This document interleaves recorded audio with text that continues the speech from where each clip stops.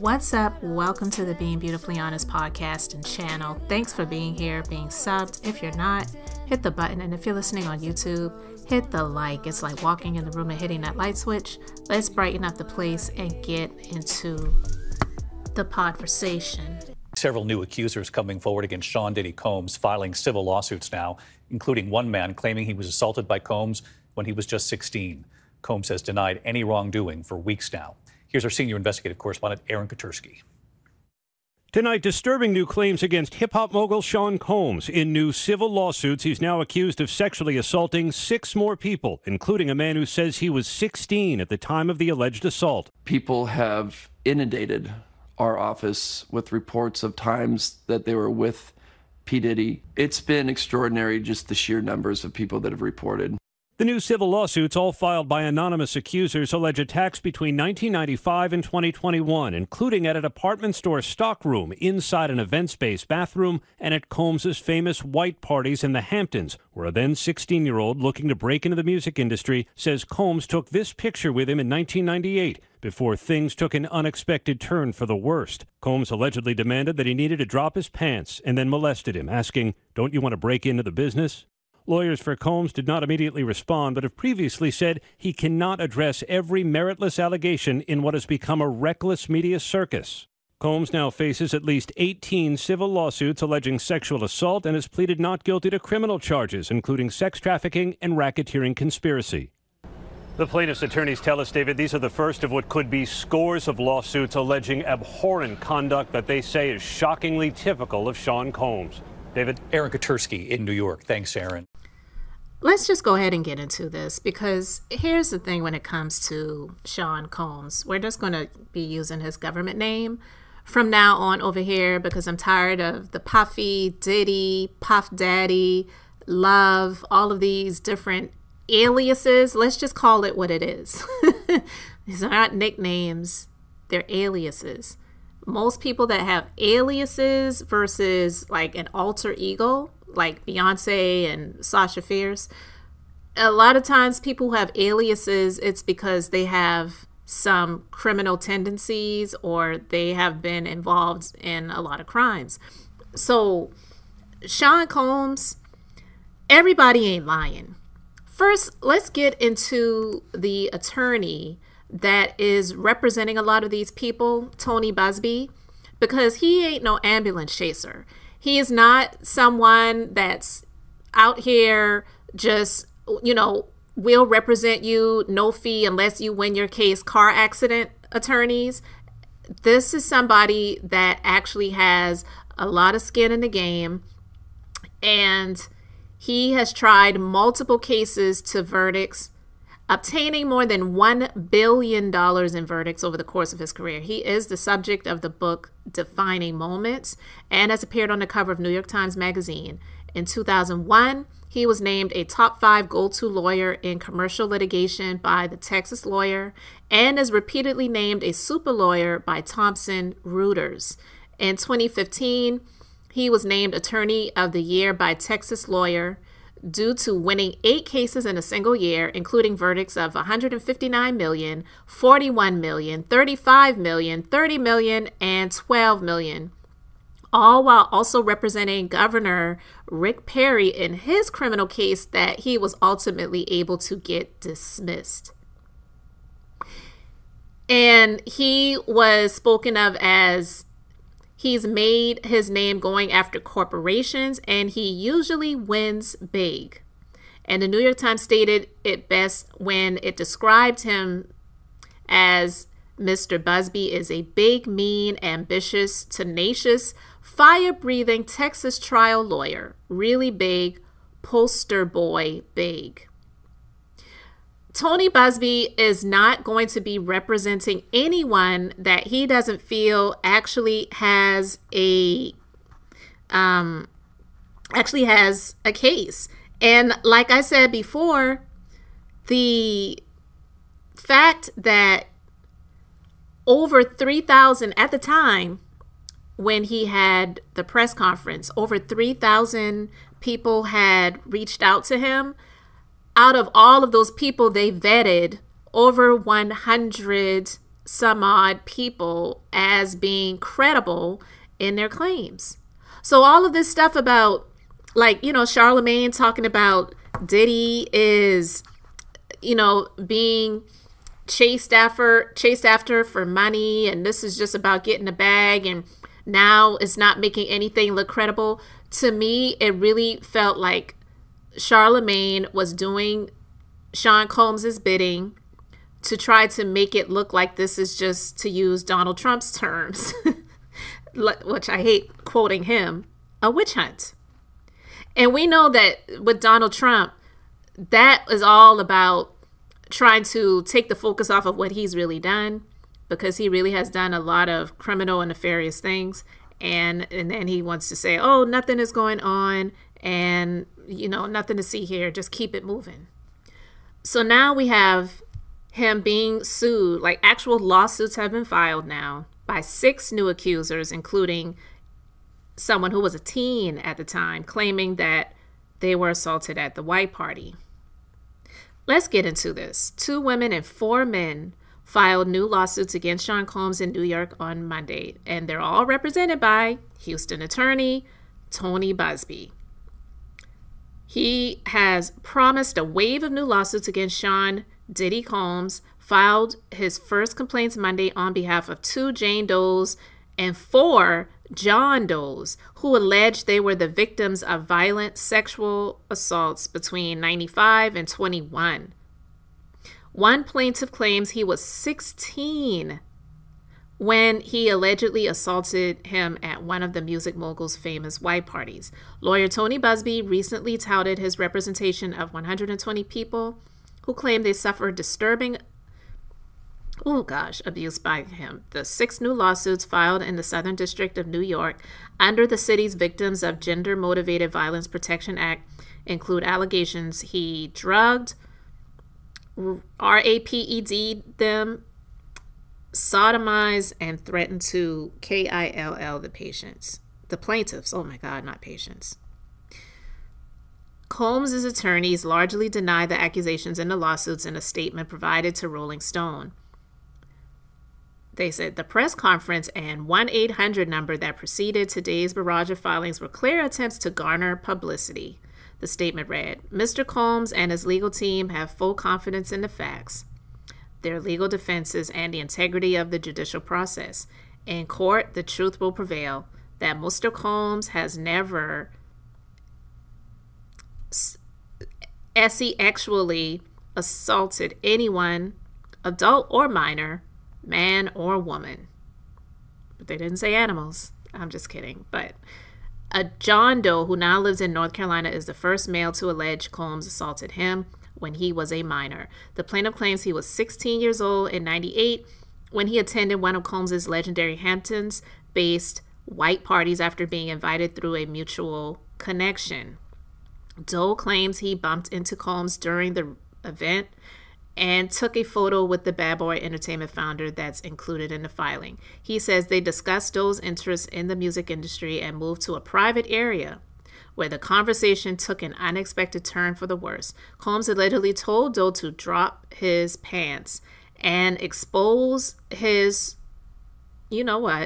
so Combs could inspect it.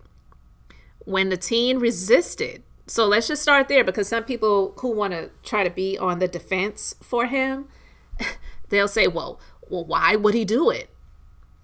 You hear there, he said, when the teen resisted, He allegedly responded, "Don't you want to break into the business?"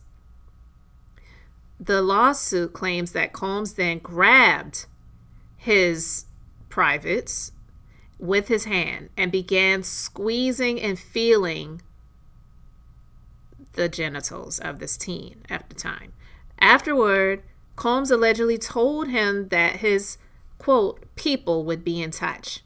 The alleged encounter continues to humiliate and cause shame, the lawsuit claims. Another plaintiff claims she was assaulted by Combs in 2004 when she was 19. The Jane Doe alleges she was in college and a student in Brooklyn when she met Combs at a photo shoot promoting Combs' musical act, The Band. She claims Combs invited her and a friend to an after party but asked them to stop by his Manhattan Marriott hotel room first. According to the 19-page complaint, someone in Combs' entourage suddenly grabbed the woman and isolated them in a separate room with Combs while allegedly telling them, "You know what you are here for."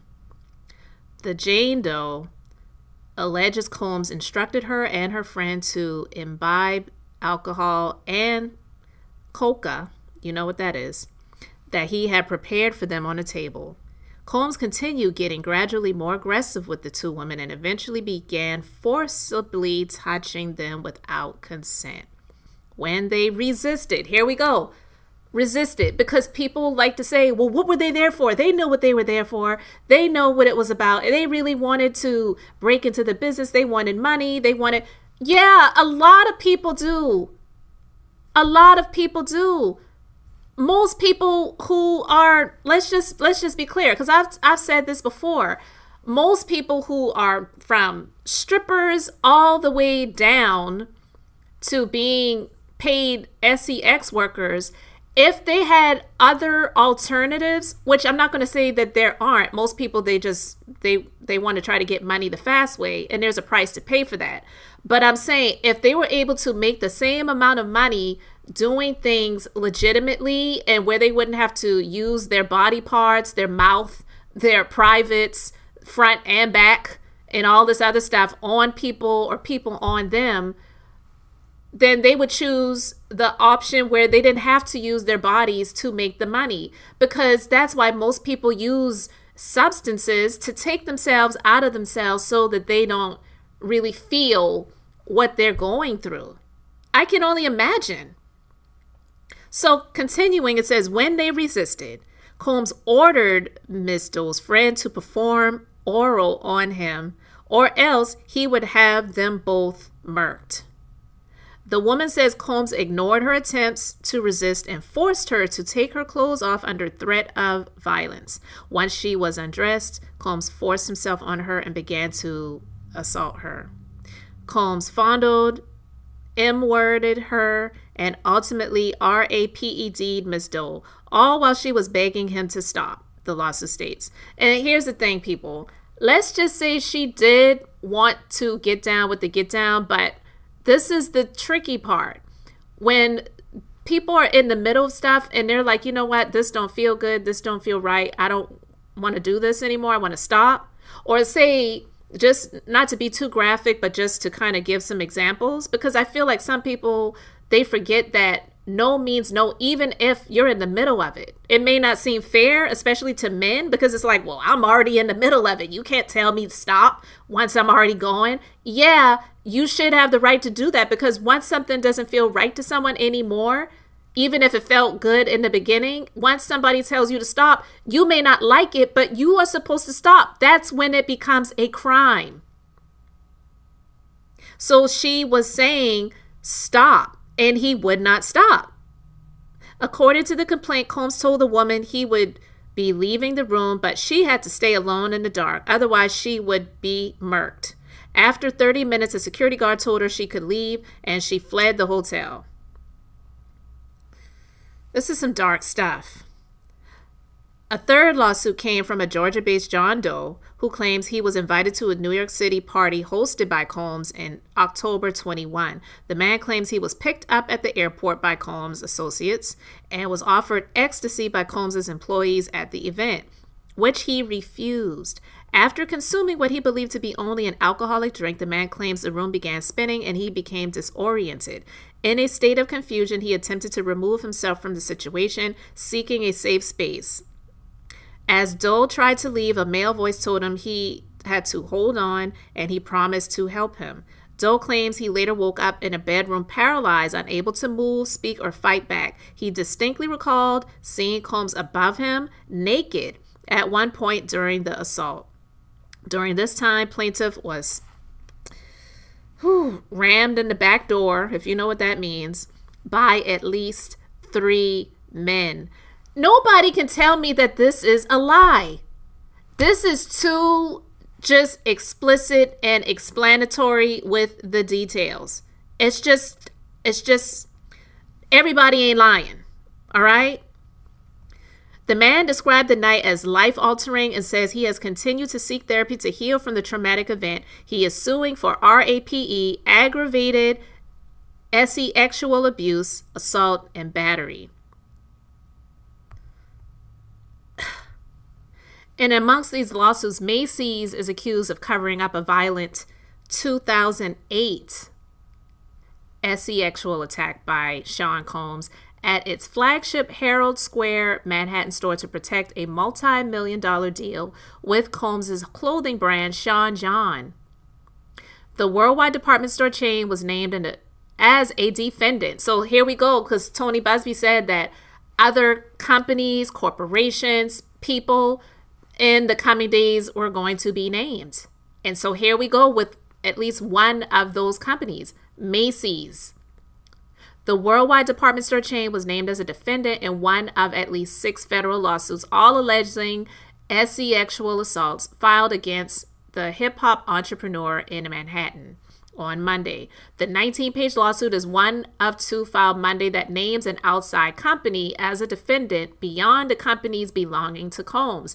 It was filed on behalf of a John Doe who now lives in Ohio. The plaintiff alleges that he was orally RAPED'd by Combs while working in the stockroom of the flagship store. My God, just the people who working in the department stores, not people who are looking for a music deal, trying to come up in the music industry. This was someone that was working in the stockroom of Macy's.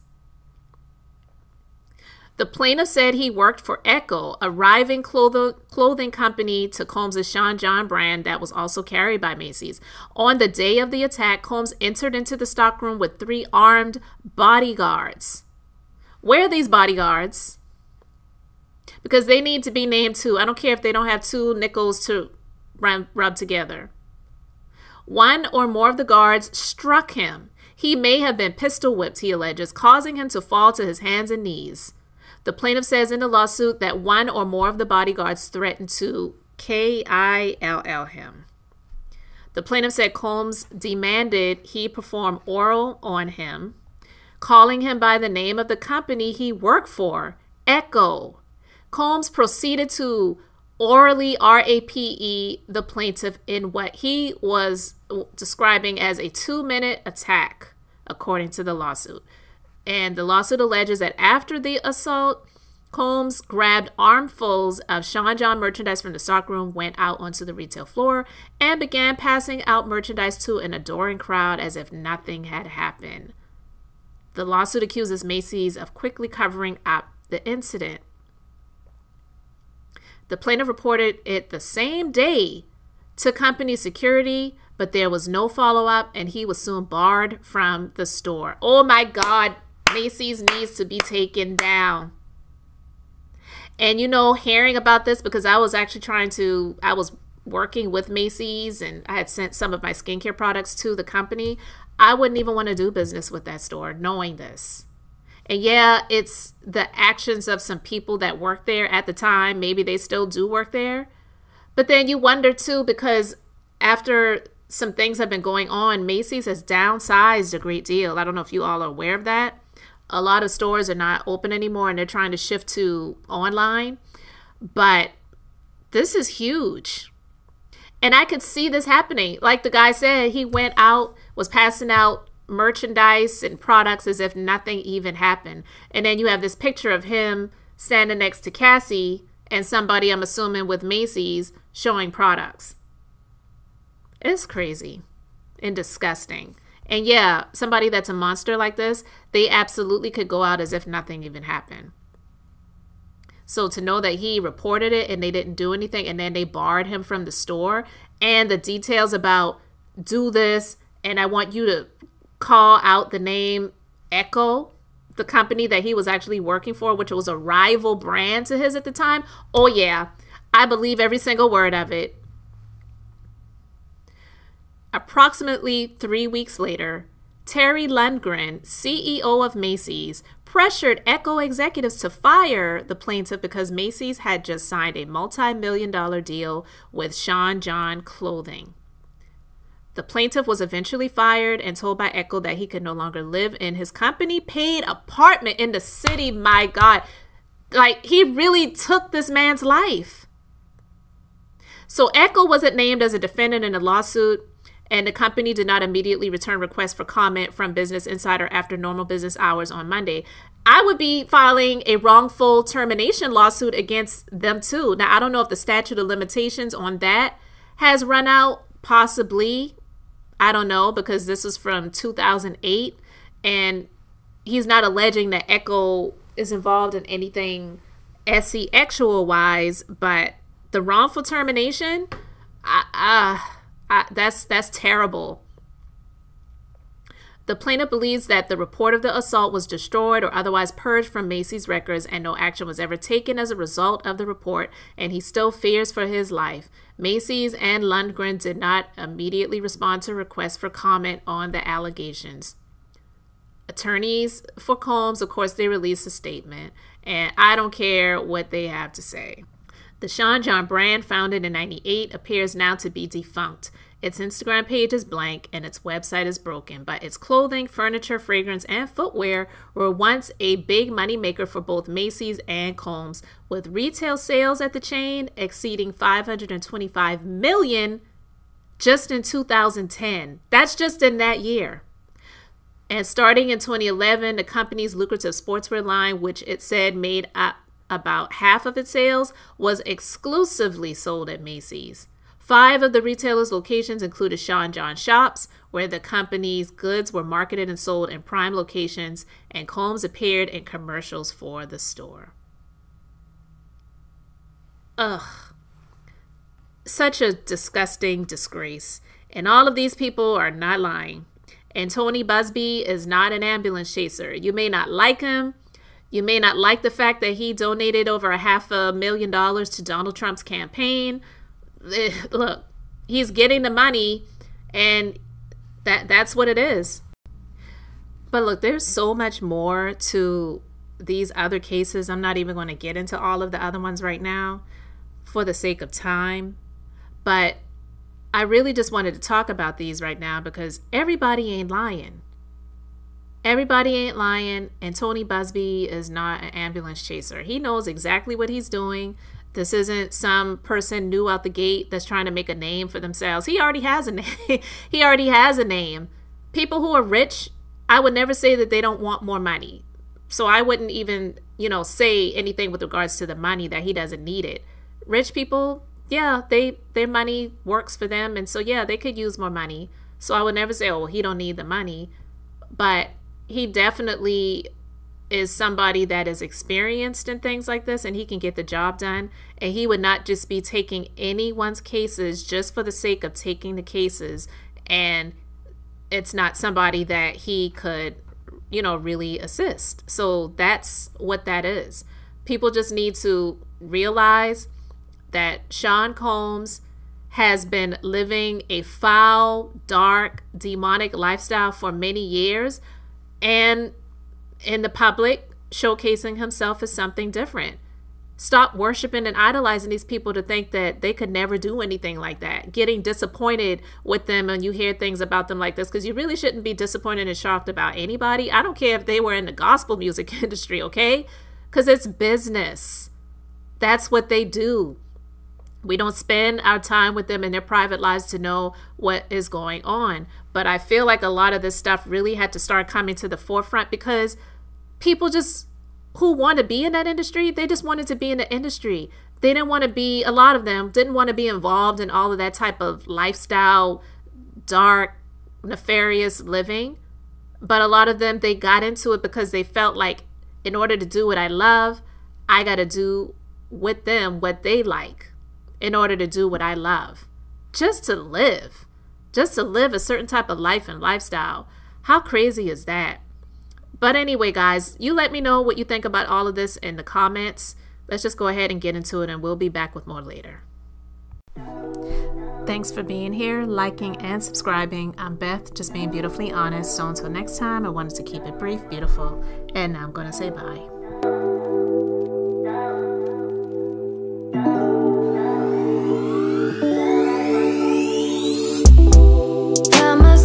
Inside all this